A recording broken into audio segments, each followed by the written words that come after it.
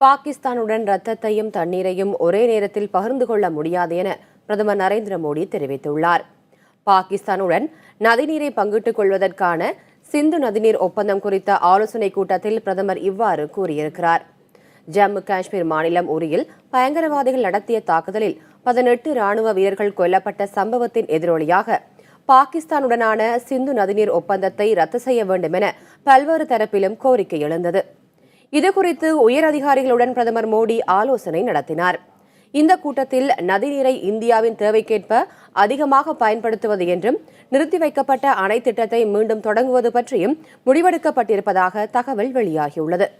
இதுபோன்ற நடவடிக்கைகள் மூலம் பாகிஸ்தானுக்கு எதிரான மறைமுக நெருக்கடியை மத்திய அரசு தொடங்கியிருப்பதாக தெரிகிறது.